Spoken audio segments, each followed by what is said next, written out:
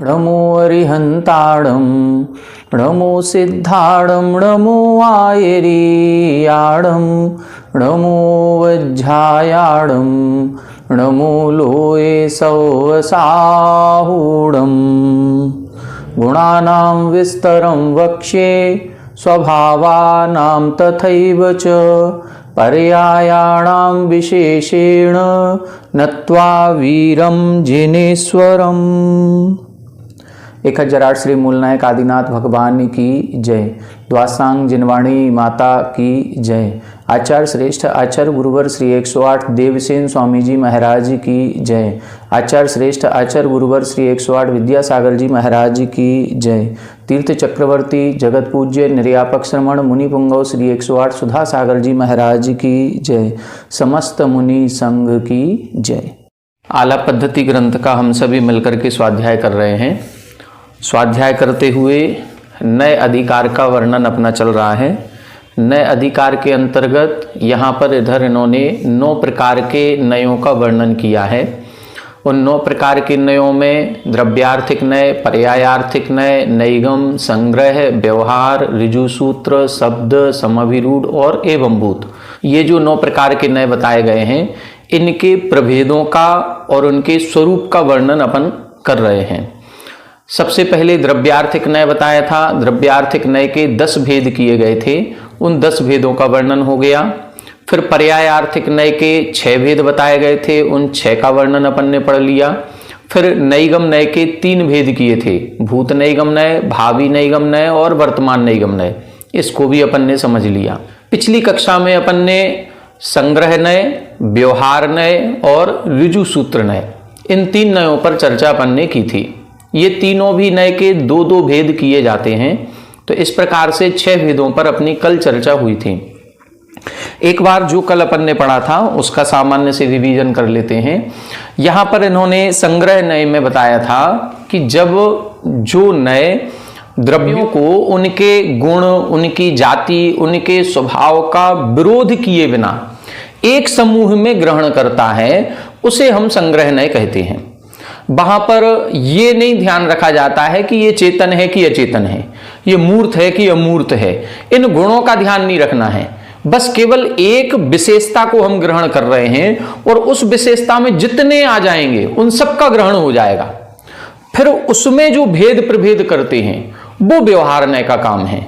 तो संग्रह नय में जैसे इसमें बताया था कि हमने सत मात्र को ग्रहण किया। सत का मतलब सत्ता मात्र, तो उस सत्ता मात्र को ग्रहण करते ही 6 द्रव्यों का ग्रहण हो जाएगा। तो वहां पर द्रव्य शब्द कहते ही 6 द्रव्यों का ग्रहण हो गया, ये संग्रह नय का विषय बनेगा। लेकिन इस संग्रह नय में फिर हमने 2 भेद कर दिए, कुछ चेतन द्रव्य, कुछ अचेतन द्रव्य, ये व्यवहार नय हो गया।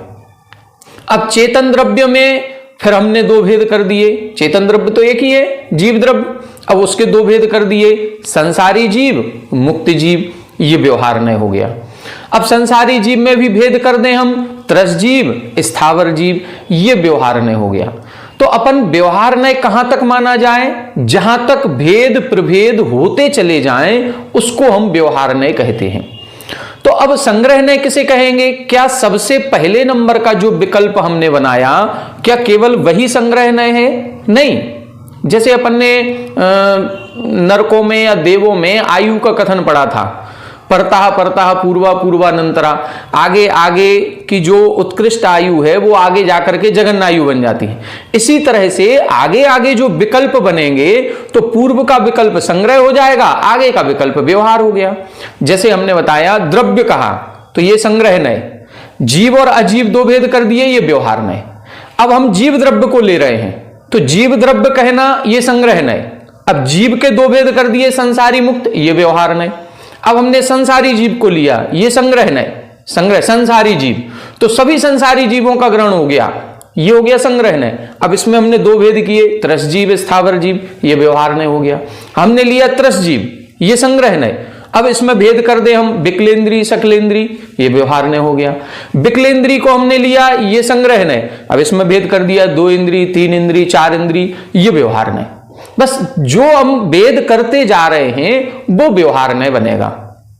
अब इसमें अपन ने दो भेद पढ़े थे, सामान्य संग्रह और विशेष संग्रह। सामान्य संग्रह में जिस शब्द को, पदार्थ को हम ग्रहण करेंगे उसमें भेद जो करेगा वो सामान्य व्यवहार कहलाएगा। विशेष संग्रह में जिसको ग्रहण करेंगे उसमें जो भेद करेगा वो विशेष व्यवहार कराएगा। ठीक है, इन दोनों में इतना ही अंतर है। जैसे सामान्य संग्रह में इन्होंने द्रव्य को ग्रहण किया और विशेष संग्रह में जीव को ग्रहण किया।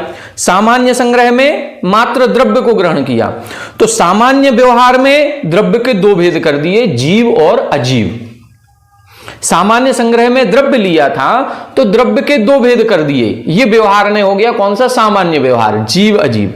अब जो हमने सामान्य व्यवहार में दो थे, जीव और अजीव, इसमें से जीव को ग्रहण किया तो ये विशेष संग्रह कहलाएगा। ये विशेष संग्रह है, तो विशेष संग्रह में हमने जीव को ग्रहण कर लिया। अब विशेष संग्रह में जैसे ही हमने जीव को ग्रहण किया तो अब विशेष व्यवहार उस जीव के भेद पर भेद कर देगा, त्रस और स्थावर। अब त्रस और स्थावर हमने लिए हैं या संसारी और मुक्त लिए हैं, तो अब संसारी मुक्त में भेद करेंगे तो संसारी जो पद हमने ग्रहण किया ये विशेष व्यवहार कहलाएगा, विशेष संग्रह कहलाएगा। अब विशेष संग्रह में फिर भेद करेंगे वो विशेष व्यवहार हो गया। उसमें भी हमने जैसे अपन ने क्रम से चलते रहो, जितने भेद प्रभेद बनते जाएंगे उसको हम कहेंगे व्यवहार नहीं। मान लो हम अजीव द्रव्य को ग्रहण कर लें, इन्होंने जीव द्रव्य लिया, हम अजीव द्रव्य को ग्रहण कर लें। विशेष संग्रहो यथा सर्वे अजीवा परस्परम अविरोधिना, इन्होंने जीव लिया, अपन अजीव लेते हैं। यदि हम विशेष संग्रह में अजीव को लेंगे तो अब विशेष व्यवहार में क्या बनेगा? विशेष व्यवहार में क्या करेंगे? अब उन अजीव द्रव्यों के दो भाग करेंगे अपन, मूर्तिक द्रव्य अमूर्तिक द्रव्य। अजीव द्रव्य में ही दो भेद कर दिए, मूर्तिक अमूर्तिक। मूर्तिक में पुद्गल द्रव्य आएगा, अमूर्तिक में धर्म अधर्म आकाश काल आ जाएंगे। अब हम इनमें से फिर एक ले लें, हमने मान लो पुद्गल द्रव्य लिया तो उसके दो भेद कर देंगे, अणु और स्कंध। अब स्कंध को हम ग्रहण करेंगे तो स्कंध के भी भेद बन जाएंगे, 2 अणु वाला स्कंध, 3 अणु वाला स्कंध, 4 अणु वाला स्कंध, संख्यात अणुओं का स्कंध, असंख्यात अणुओं का स्कंध, अनंत परमाणुओं का स्कंध, ये स्कंध के भेद हो गए। इसी तरह यदि हमने मान लो अमूर्तिक द्रव्य को ग्रहण किया संग्रहने में, अमूर्तिक द्रव्य, तो अमूर्तिक द्रव्य कहते ही धर्म द्रव्य अधर्म द्रव्य आकाश द्रव्य और काल द्रव्य, ये 4 भेद बन गए, ये व्यवहार ने भेद कर दिए। अमूर्तिक द्रव्य कहते ही चारों का ग्रहण सामान्य से हो गया, लेकिन व्यवहार ने कहेगा नहीं, अमूर्तिक द्रव्य 4 प्रकार के हो गए, धर्म अलग हो गया अधर्म अलग हो गया, आकाश अलग काल अलग। फिर इसमें भी हम आकाश के दो भेद कर देंगे, लोकाकाश अलोकाकाश। इसमें भी हम लोकाकाश के भेद कर दें, ऊर्ध्वलोक मध्यलोक अधोलोक, उसमें भी भेद करते जाएं तो जितने हमारा भेद कर दें उतना कर सकते हैं। काल द्रव्य के भी भेद करेंगे तो निश्चय काल व्यवहार काल। अब व्यवहार काल के भेद कर देंगे तो घड़ी घंटा दिन महीना साल, जितना भी भेद करते जाओ, तो ये भेद प्रभेद करते जाएंगे वो व्यवहार नय है। जहां पर हम संग्रह करेंगे कोई भेद नहीं करेंगे वो कहलाएगा हमारा संग्रह नय। अब ये संग्रह नय व्यवहार नय केवल द्रव्यों में नहीं लगाना है, ये तो इन्होंने उदाहरण दिया। ये संग्रह व्यवहार को हम सभी आपस में लोक व्यवहार में भी यूज करते हैं। जैसे हमने बताया था 12 वर्षीय पाठ्यक्रम, एक शब्द कहते ही जितने परीक्षार्थी हैं सबका ग्रहण हो गया। और हमने कहा नहीं 6वें वर्ष के, तो केवल 6वें वर्ष के ग्रहण होंगे। अब 6वें वर्ष में भी हम भेद प्रभेद करेंगे तो महिलाएं कितनी हैं पुरुष कितने हैं, अलग अलग ग्रुप बन जाएंगे। और उन महिलाओं में भी ग्रुप बना दें, एज वाइज ग्रुप बन सकते हैं, अपने स्थान के हिसाब से क्षेत्र के हिसाब से भेद बन सकते हैं, यूपी एमपी आदि के। फिर यूपी में भी अलग अलग शहर के हिसाब से बनेंगे, फिर सेंटर के हिसाब से बनेंगे, तो कितने भेद प्रभेद बन जाएंगे? बहुत सारे भेद प्रभेद बन जाएंगे। उधर एक कंप्यूटर पर डाटा रिकॉर्ड किया जा रहा है एक सीट पर, द्वादश वर्षीय पाठ्यक्रम के परीक्षार्थी, ये संग्रह नहीं।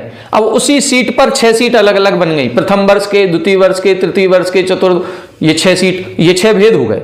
अब छठवें वर्ष में भी वो भेद कर रहे हैं, कौन से प्रदेश के कितने हैं, फिर उन प्रदेशों में कौन से शहर के कितने हैं, फिर केंद्र वाइज बनेंगे। एक शहर मान लो बड़ा शहर है तो उसमें 5 सेंटर बनाए हैं, 5 सेंटर के अलग अलग परीक्षार्थी निकलेंगे। ये भेद प्रभेद करते जा रहे हैं। बस ये भेद प्रभेद करना ही हम, अब जैसे अपन लोग कई बार सूतक पातक की बात करते हैं, तो सूतक पातक में क्या है, पीढ़ी दर पीढ़ी का, 6 पीढ़ी, 5 पीढ़ी, 4 पीढ़ी, 3 पीढ़ी, ये क्या है, ये भी सब वही संग्रह और व्यवहार।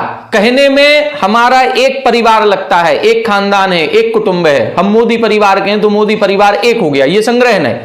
लेकिन अब उसमें मोदी परिवार में हमारे परदादाजी 5 भाई थे, फिर दादाजी 4 भाई हैं, फिर 3 भाई हैं, फिर 2 भाई हैं, अब किसके खानदान में कहां कहां ये बंटवारा हो रहा, ये व्यवहार नहीं। तो व्यवहार ने बंटवारा करते करते करते करते करते लास्ट पीढ़ी तक पहुंच गए।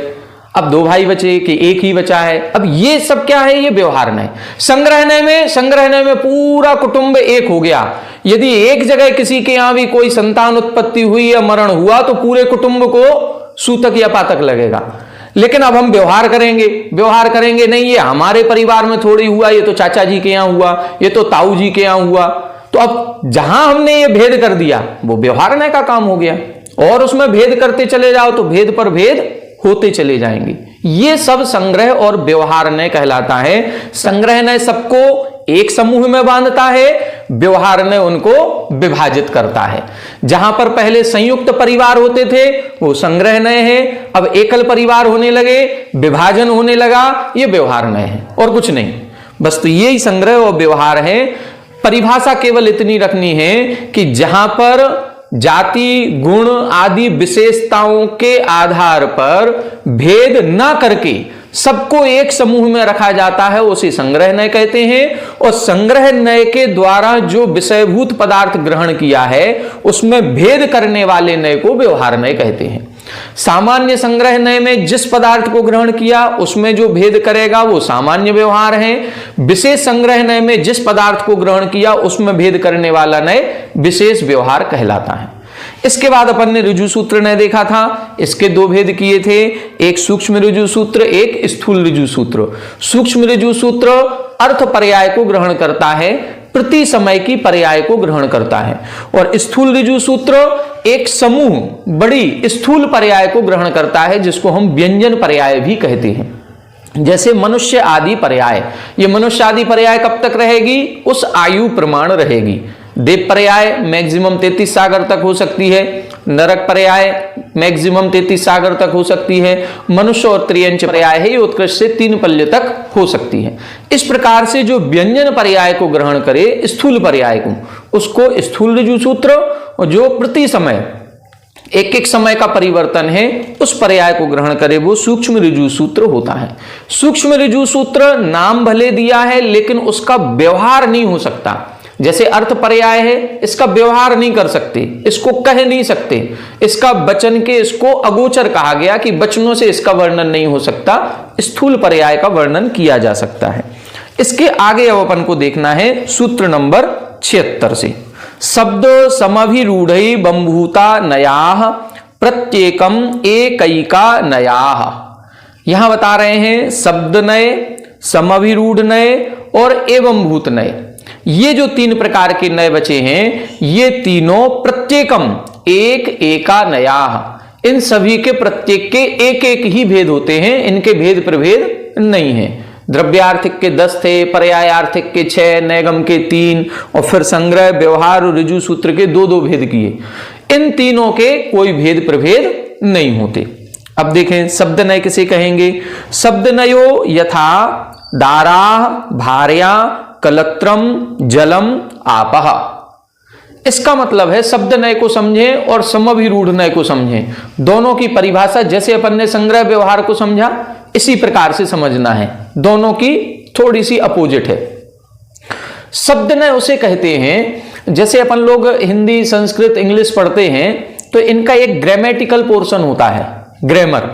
अब जब उस ग्रामर को या व्याकरण को पढ़ते हैं तो व्याकरण के बहुत सारे नियम होते हैं।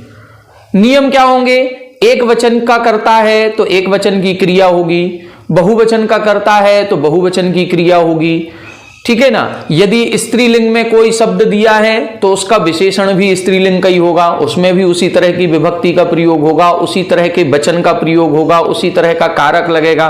तो ये जो व्याकरण के नियम होते हैं, उन व्याकरण के नियमों को जो नजरअंदाज करता है, उनके दोषों को जो दूर करता है, उसको बोलते हैं हम शब्दनय। पेज नंबर हमारे में है 107, सूत्र नंबर चल रहा है 77। तो शब्दनय किसे कहते हैं? शब्दनय का मतलब है जो केवल शब्द को, वाक्य को ग्रहण करता है, उसके भाव को ग्रहण करता है, उसमें जो ग्रामेटिकल जो भी मिस्टेक हो रही हैं, जो व्याकरणगत गलतियां हो रही हैं, उनको ग्रहण नहीं करता, उसको बोलते हैं शब्दनय। क्लियर हुआ? दो परिभाषाएं इसकी लगेंगी। एक परिभाषा तो हमने आपको बता दी, जो व्याकरण संबंधी अशुद्धियों को ग्रहण नहीं करता। जैसे यहां लिखा है दाराह भार्या कलत्रम। दारा का मतलब क्या होता है? पत्नी। भार्या का मतलब क्या है? पत्नी। कलत्र का मतलब क्या है? पत्नी। तीनों का मतलब क्या है? तीनों का मतलब अर्थ एक ही है, लेकिन ये तीनों शब्द अलग अलग लिंग में प्रयोग हुए हैं। दारा शब्द पुल्लिंग में दिया है, भार्या शब्द स्त्रीलिंग में दिया है, कलत्र शब्द नपुंसक लिंग में दिया है। जब इनका अर्थ एक निकल रहा है और वो स्त्रीवाचक निकल रहा है, तो स्त्रीवाचक शब्द को पुल्लिंग में क्यों दिया, स्त्रीवाचक शब्द को नपुंसक लिंग में क्यों दिया? लेकिन शब्दनय कहेगा इससे हमें कोई मतलब नहीं, आप पुल्लिंग में प्रयोग कर रहे हो कि स्त्रीलिंग में प्रयोग कर रहे हो कि नपुंसक लिंग में, शब्दनय इन अशुद्धियों को ध्यान नहीं देता है, और शब्दनय इन सभी के अर्थ को ध्यान देगा कि इन सब का अर्थ तो एक ही है। इस प्रकार के जो व्यभिचार को दूर करता है उसको शब्दनय कहते हैं। इसको बोलेंगे हम लिंग व्यभिचार। लिंग व्यभिचार का मतलब स्त्रीलिंग का शब्द था लेकिन उसको नपुंसक में भी और पुल्लिंग में भी प्रयोग कर दिया। इसी तरह से वचन व्यभिचार होता है, एक वचन के कर्ता के साथ एक वचन का प्रयोग होना चाहिए। जैसे अपन कहें, मान लो कि पिताजी आ रहे हैं। अब पिताजी एक हैं कि बहुत सारे? एक। लेकिन हम क्या कह रहे हैं? पिताजी आ रहे हैं का मतलब जैसे बहुत सारे आ रहे हो। अब यदि हम एक वचन के कर्ता के साथ एक वचन की क्रिया का प्रयोग करेंगे तो क्या बनेगा? पिताजी आ रहा है। लेकिन अब ये शब्द, ये वाक्य अच्छा नहीं लगेगा, ये सम्मानजनक नहीं है। इसीलिए हम क्या करते हैं? भले ही एक वचन का कर्ता है, क्रिया हम बहुवचन की लगा देते हैं। ये कहलाता है वचन व्यभिचार। तो जो शब्दनय होता है वो इस प्रकार की अशुद्धियों को ग्रहण नहीं करता। वो कहता है ये कोई मिस्टेक नहीं है, ये कोई गलती नहीं है, ये कोई बहुत बड़ा दोष नहीं है, हमें तो भाव को ग्रहण करना है। तो वो भाव को ग्रहण करता है, उसको बोलते हैं शब्दनय। इसी तरह से आगे लिखा जलम आपह। जलम ये नपुंसक लिंग में है, आपह पुल्लिंग में है, जबकि दोनों का अर्थ एक ही है, पानी। तो पानी शब्द को बताने के लिए नपुंसक लिंग में जलम लिख दिया, पुल्लिंग में आपह लिख दिया। ये दो दो लिंगों में क्यों लिखा? ये अर्थ एक ही है, इसलिए शब्दनय कहेगा कोई अर्थ इसमें दोष नहीं है, ये चलेगा, वो स्वीकार करेगा। दूसरी परिभाषा इसकी है, शब्दनय एक शब्द के अर्थ को बताने वाले कई शब्द होते हैं जिनको हम पर्यायवाची शब्द कहते हैं। एक अर्थ का द्योतन कराने वाले कई शब्द। जैसे मान लो हमने कहा कमल, कमल के पर्यायवाची बताएं तो जलज, कंज, पंकज, ये क्या है? ये पर्यायवाची शब्द। तो शब्दनय इन पर्यायवाची शब्दों को ग्रहण करता है। वो कहता है कि एक शब्द के एक अर्थ को बताने वाले कई सारे शब्द हो सकते हैं और सभी शब्दों को हम स्वीकार करते हैं। आप जलज कह दो तो भी ठीक है, कमल कह दो तो भी ठीक है, पंकज कहो तो भी ठीक है। ये किसका काम है? शब्दनय का। समविरूढ़नय थोड़ा सा अलग है। समविरूढ़नय ये कहता है कि वो ये कहेगा कि यदि किसी अर्थ को बताने के लिए तीन शब्द दिए हैं तो तीन क्यों दिए? तीन यदि दिए हैं तो तीनों का अर्थ भी अलग अलग होगा। समविरूढ़ ने क्या कह रहा है? हर शब्द का अपना स्वयं का एक अर्थ है, यदि एक ही अर्थ बताना था तो फिर 3 शब्द क्यों लगे? इसका मतलब है हर शब्द का अपना स्वयं का एक अर्थ है, और वो समभिरूढ़ कहता है कि हर शब्द अपना स्वयं का अर्थ रखेगा। जैसे जलज और पंकज, इन दोनों में शब्द न कहेगा कोई अंतर नहीं, समभिरूढ़ कहेगा अंतर है। जो जल में उत्पन्न होता है वो जलज है, जो कीचड़ में उत्पन्न होता है वो पंकज है। यदि शब्द न कहेगा तो शब्द न कहेगा कमल ले आओ, अब कमल के लिए वो जलज कहे चाहे पंकज कहे कोई अर्थ अंतर नहीं आता है, वो शब्द न इन सबको माफ कर देता है। लेकिन यदि मान लो समभिरूढ़ न का जो आश्रय लेगा और वो कहेगा कि एक जलज लेकर के आओ, और कोई पंकज लेकर के आ गया तो कहेगा नहीं हमने तो जलज मंगाया था। जैसे मान लो अपन बच्चों से कहते मान लो हमें पानी भरना है और हमने कहा कि जाओ बेटा जग लेकर के आओ, और वो यदि जग की जगह लोटा लेकर के आ गया तो शब्द न कहेगा कोई दिक्कत नहीं, हमें तो पानी भरना है, लोटे में भर के कर लो चाहे जग में भर के कर लो। लेकिन समभिरूढ़ न कहेगा नहीं हमने जग मंगवाया था, तुम लोटा लेकर के क्यों आए। बस ये अंतर आ गया। समभिरूढ़ ने जिस शब्द को बोला गया उसी शब्द का व्यक्तिगत पर्टिकुलर कोई अर्थ मानता है, वो समभिरूढ़ न है, और शब्द न वो पर्यायवाची शब्दों को भी स्वीकार करता है। ये दोनों में अंतर है। समभिरूढ़ न की एक परिभाषा और मिलती है। समभिरूढ़ न की परिभाषा एक और ये है कि एक शब्द के कई अर्थ होते हैं। अभी हमने क्या बताया, एक शब्द का एक ही अर्थ को जो ग्रहण करता है वो समभिरूढ़ न। अब इधर बता रहे हैं एक शब्द के कई अर्थ हैं, लेकिन अन्य अनेक अर्थों को छोड़ करके किसी एक अर्थ पर ही रूढ़ हो जाना, उसको बोलते हैं समभिरूढ़ न। जैसे दर्शन शब्द है, दर्शन शब्द के अर्थ क्या है? दर्शन का मतलब होता है देखना, दर्शन का मतलब होता है अपनी अपनी विचारधारा। जैसे अपन बोलते हैं दर्शन शास्त्र, चारवाक दर्शन अलग है, जैन दर्शन अलग है, बौद्ध दर्शन अलग है, बौद्धों की दृष्टि, बौद्धों के विचार, जैनों के विचार, ये दर्शन। और दर्शन का मतलब क्या है? देखना, वो भी दर्शन है।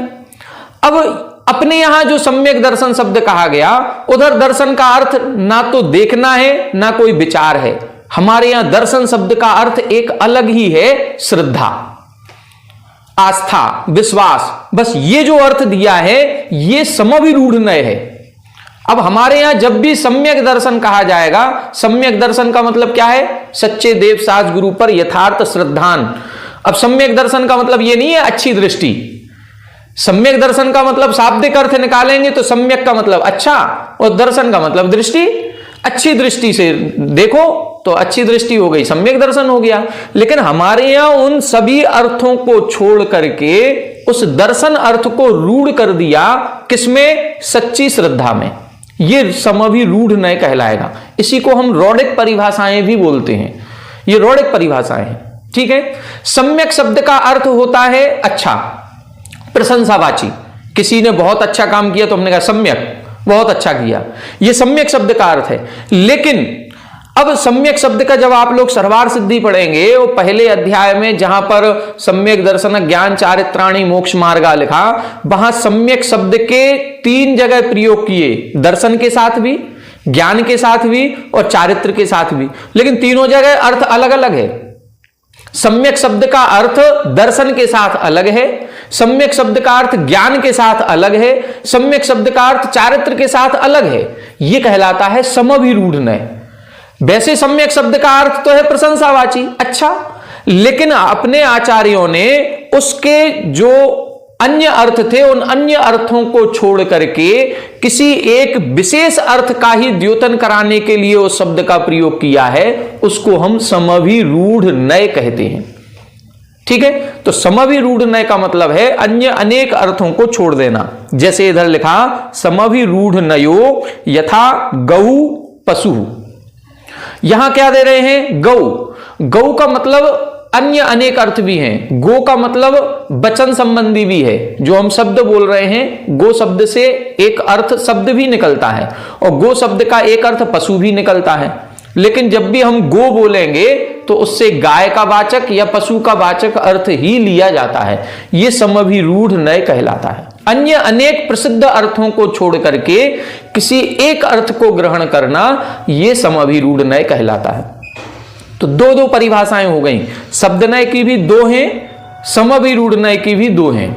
सबसे पहली शब्दनय की परिभाषा हमने क्या बताई, जो व्याकरण संबंधी अशुद्धियों को ध्यान नहीं देता है, उसको दोष नहीं मानता है, वो शब्दनय। पहली परिभाषा। दूसरी परिभाषा शब्दनय की, जो पर्यायवाची शब्दों को स्वीकार करता है, जो पर्यायवाची शब्दों को स्वीकार करता है। ठीक है, एक ही अर्थ को बताने वाले चार शब्द हैं और चारों का अर्थ एक ही है, जो इस प्रकार से स्वीकार करता है वो शब्दनय है। समभिरूढ़ की दो परिभाषाएं, जो पर्यायवाची शब्दों को स्वीकार नहीं करता, वो कहता है यदि एक अर्थ को बताने वाले चार शब्द हैं तो चारों का अर्थ अलग अलग अलग अलग होगा, ये समभिरूढ़ है, ये पर्यायवाची स्वीकार नहीं करता। दूसरी परिभाषा है कि एक शब्द के अनेक अर्थ निकलते हैं, उन अनेक अर्थों में से सभी अनेक अर्थों को छोड़ करके किसी एक विशेष अर्थ का ही ज्ञान कराना, उसको बोलते हैं हम समभिरूढ़ नय। जैसे मान लो अपने संसार में कई सारे आचार्य हैं, लेकिन अपन लोग जब आचार्य श्री शब्द बोलते हैं तो सबकी निगाह कहां जाती है, आचार्य विद्यासागर जी के ऊपर। अब आचार्य विशुद्ध सागर जी भी हैं, आचार्य विराग सागर जी भी हैं, आचार्य पुष्पदन सागर जी भी हैं, प्रसन्न सागर, बहुत सारे आचार्य हैं। तो हम आचार्य श्री कहते ही सबकी दृष्टि वहां क्यों चली गई, वो एक आचार्य श्री शब्द अपन ने रूढ़ कर दिया। जब भी आचार्य श्री ने ऐसा कहा, अब नाम नहीं बोला हमने, आचार्य श्री ने ऐसा कहा, इसका मतलब सब लोग ये समझते हैं आचार्य श्री विद्यासागर जी ने ऐसा कहा है। इसको बोलते हैं रूढ़। ये रूढ़ हो गया कि वो उनके ऊपर जाकर के ये शब्द रूढ़ हो गया, बस इसी को समभिरूढ़ नय कहते हैं। क्लियर हो गया।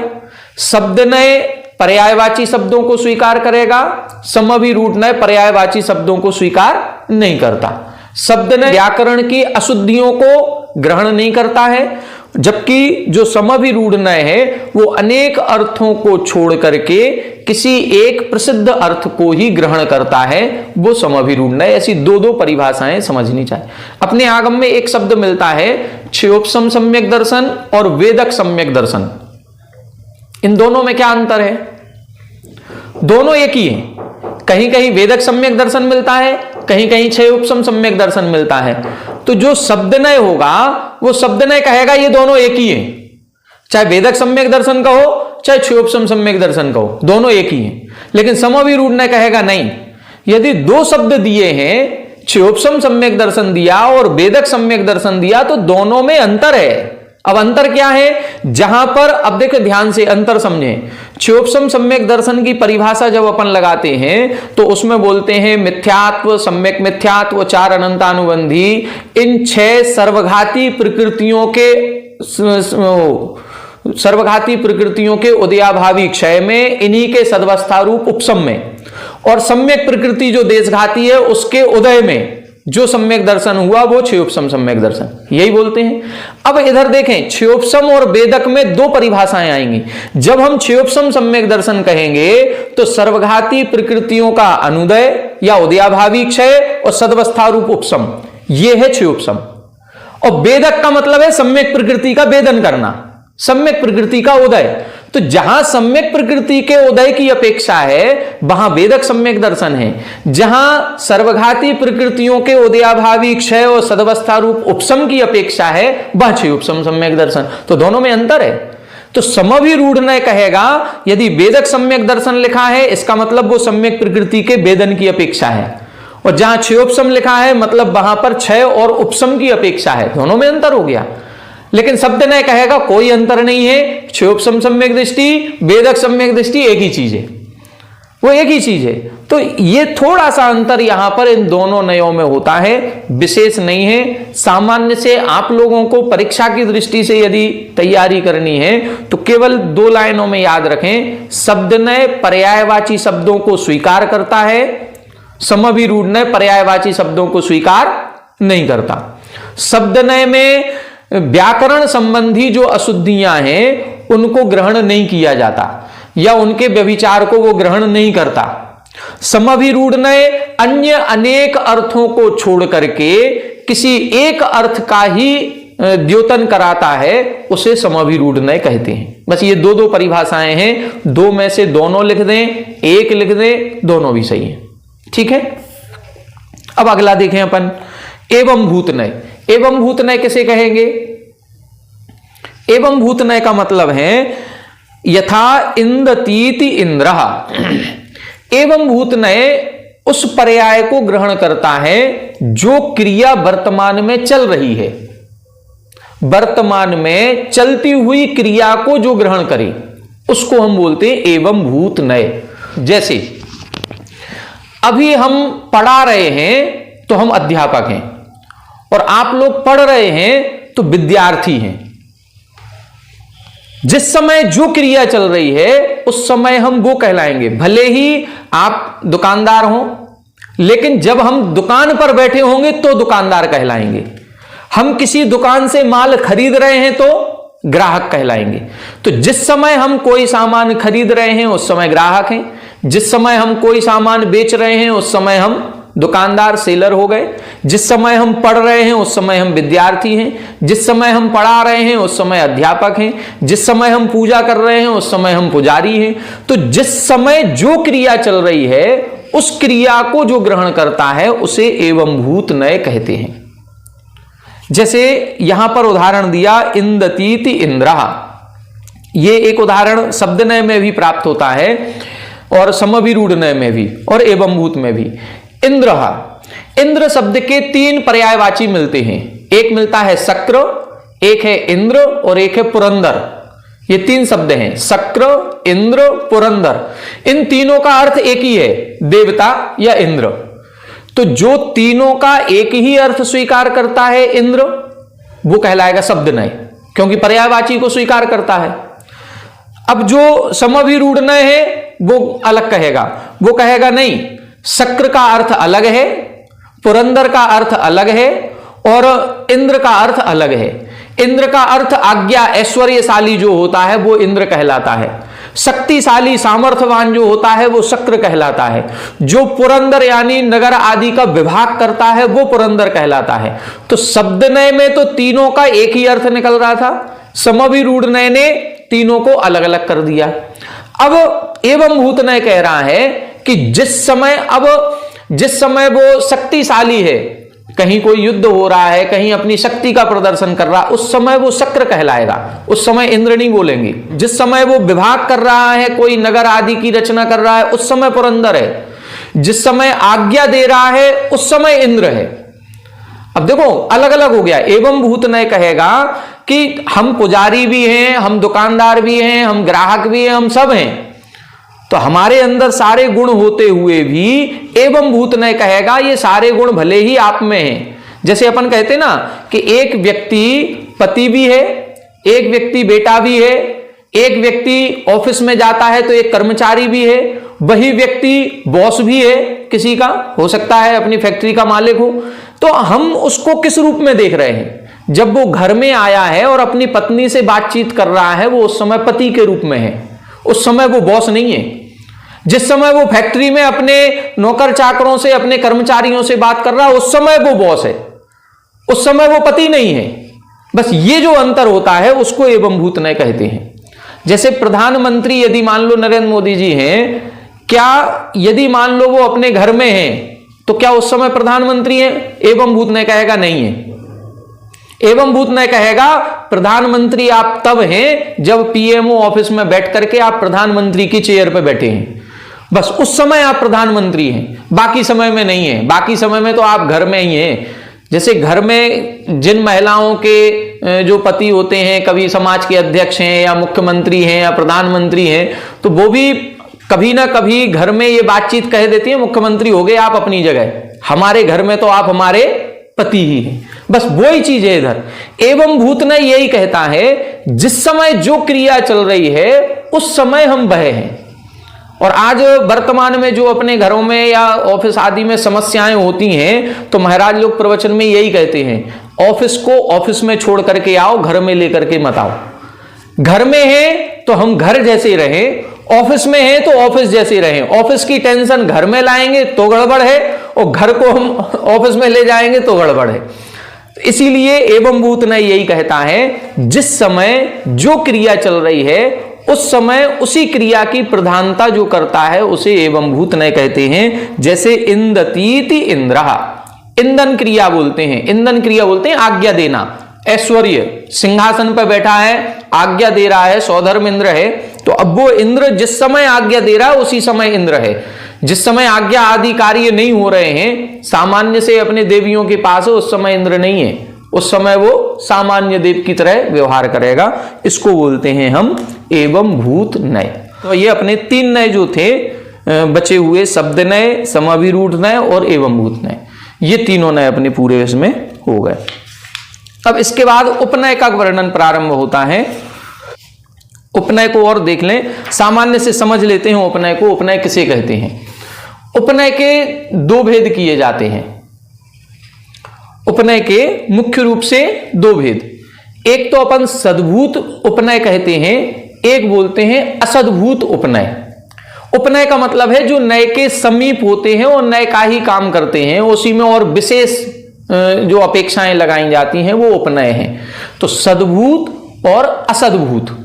सद्भूत उसे कहते हैं, देखिए अब इनके भी 2 भेद कहते हैं। सद्भूत के भी 2 भेद होते हैं, अनुपचरित सद्भूत, उपचरित सद्भूत। असद्भूत के भी 2 भेद होते हैं, उपचरित और अनुपचरित। असद्भूत के फिर जो उपचरित अनुपचरित है, इनके भी 3-3 भेद कर देते हैं। तो ये अपन आगे प्रसंग पढ़ेंगे। सद्भूत उसे कहते हैं जो उसी द्रव्य का कथन करता है, उसी द्रव्य के गुण और पर्यायों का कथन करता है, जो उस द्रव्य से संबंधित हैं, उसे सद्भूत कहते हैं। असद्भूत किसे कहते हैं? उसी द्रव्य से हट करके जब दूसरे अन्य द्रव्यों का कथन किया जाता है, उसे हम असद्भूत व्यवहार नय कहते हैं। असद्भूत में जीव है, लेकिन जीव में हमने मूर्तिक सिद्ध कर दिया था। जब अपन ने स्वभाव पढ़े थे तो जीव के अंदर मूर्तिक स्वभाव भी रखा था, जीव के अंदर अचेतन स्वभाव भी रखा था। पुद्गल में हमने अमूर्तिक स्वभाव और चेतन स्वभाव सिद्ध कर दिया। ये किस कारण से? ये असद्भूत व्यवहार नय से। असद्भूत का मतलब है जब एक द्रव्य के गुण दूसरे द्रव्य में आरोपित किए जाते हैं, वो असद्भूत है। जब उसी द्रव्य के गुण पर्याय उसी द्रव्य में आरोपित किए जाते हैं, वो सद्भूत कहलाता है। सद्भूत के 2 भेद करते हैं, शुद्ध सद्भूत या अशुद्ध सद्भूत। इसी को हम उपचरित और अनुपचरित कहते हैं, अलग अलग नहीं है। शुद्ध सद्भूत या अशुद्ध सद्भूत, इसी को हम अनुपचरित सद्भूत या उपचरित सद्भूत कहते हैं। शुद्ध का मतलब है अनुपचरित और अशुद्ध का मतलब है उपचरित। अंतर कुछ नहीं है। आगे जाकर के अध्यात्म नयों का फिर से वर्णन आएगा इसी में, तो उसमें यही भेद किए हैं। यहां पर इन्होंने शुद्ध अशुद्ध किया है, बाद में जाकर के इसी को वो अनुपचरित और उपचरित करेंगे। एक ही चीज है। सद्भूत व्यवहार नय के 2 भेद करेंगे, शुद्ध अशुद्ध। शुद्ध को हम अनुपचरित कहते हैं, अशुद्ध को उपचरित कहते हैं। आगे असद्भूत नय करेंगे, असद्भूत के भी 2 भेद किए जाएंगे, उपचरित और अनुपचरित। बस यही अंतर यहां पर किया है। हमने पहली जब वीडियो आपको बताई थी, या पहली वीडियो में जब पहली दिन की क्लास लगाई थी, उस दिन बताया था कि एक संश्लेष संबंध होता है, एक संयोग संबंध होता है। संश्लेष संबंध की जहां बात की जाती है वो असद्भूत में आता है, अनुपचरित में, और जहां संयोग संबंध हो जाएगा वो उपचरित में आ जाएगा। तो इनका ज्यादा अंतर नहीं है, ज्यादा कुछ विशेष कठिन नहीं है, सरल है। एक समझने की बात है।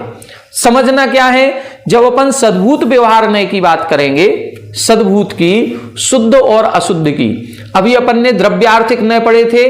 द्रव्यार्थिक में एक शुद्ध द्रव्यार्थिक नय, एक अशुद्ध द्रव्यार्थिक नय, ठीक है। इसी तरह से एक शुद्ध सद्भूत, एक अशुद्ध सद्भूत, बस यही 4 हो गए। ये द्रव्यार्थिक नय को हम निश्चय नय कहते हैं, सद्भूत नय को हम व्यवहार नय कहते हैं। तो निश्चय नय कहें और व्यवहार नय कहें, एक ही चीज है। द्रव्यार्थिक नय कहें या सद्भूत व्यवहार, व्यवहार इसमें लिखिए, एक ही चीज है। अब 4 शब्द हो रहे हैं, शुद्ध अशुद्ध द्रव्यार्थिक में, शुद्ध अशुद्ध व्यवहार में, सद्भूत में। अंतर क्या है? जो शुद्ध द्रव्य का, शुद्ध गुण का, शुद्ध पर्याय का वर्णन करता है वो शुद्ध नय है। जो अशुद्ध गुण, अशुद्ध पर्याय, अशुद्ध द्रव्य का वर्णन करेगा वो अशुद्ध नय है। अब इनमें भेद और अभेद का अंतर आता है केवल। कितना अंतर आएगा? भेद का, अभेद का। व्यवहार नय भेद करता है, निश्चय नय अभेद वर्णन करता है।